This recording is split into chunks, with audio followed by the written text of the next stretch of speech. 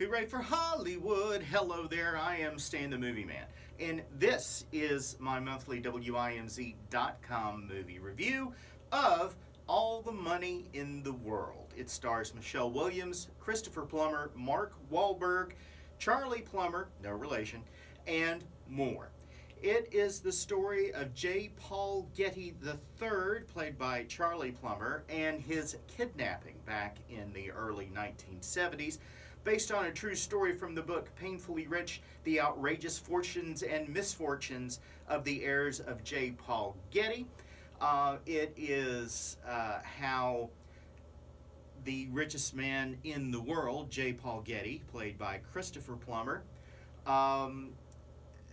is approached by his former daughter-in-law, Gail Harris, played by Michelle Williams, when J. Paul Getty III is kidnapped in Rome. At first, actually for most of the movie, J. Paul Getty III does not want to pay, J. Paul Getty does not want to pay the ransom being asked for by his kidnappers, which is $17 million, for his grandson, despite the pleading of Gail.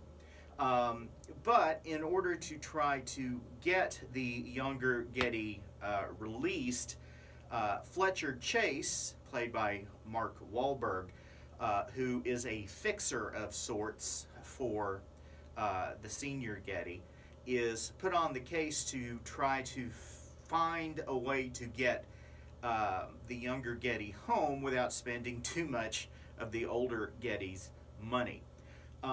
It is a dark and somewhat comic look at the events surrounding the kidnapping of J. Paul Getty III.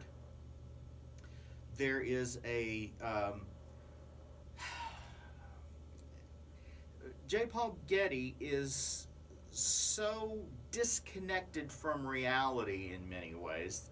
That's kind of what makes the film funny, the way he reacts to things that most people would not behave the way he does, but most of us don't have billions of dollars in cash and things. He likes to collect art.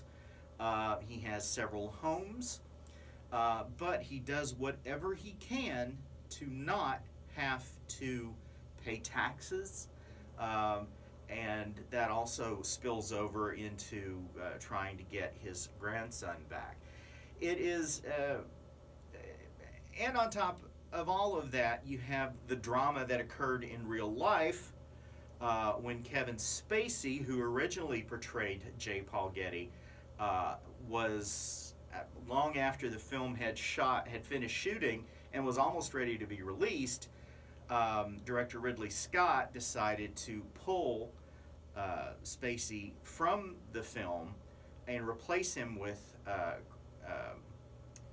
Christopher Plummer because of the allegations of sexual impropriety that had been lodged against Spacey. All of that swirling around, all of that controversy, and then you add to that the weirdness of the people who are the subjects of the film. It kind of heightens the weirdness of these people who know extraordinary wealth and at the same time are so poor in many ways. It's a very interesting character study of people who live in a way that the majority of us will never know. But I'd like to give it a shot. But that's beside the point. All the Money in the World is fascinating, and it has some terrific performances, especially by Michelle Williams and by Christopher Plummer, who has been nominated for a Golden Globe. It would be a fascinating movie even if the stuff with Spacey had never occurred. Kevin Spacey can be found in one very brief scene if you know where to look. You wouldn't know it was him, but it's him. And there are so many things about this movie, both in the movie and that surround the movie, that make it interesting. It's really enjoyable, I thought. Pacing's a little slow at times, but all of the stuff with the younger Getty and the control of, at first, just some countryside thugs, and then in the hands of somebody who's, it would appear, connected to the mob.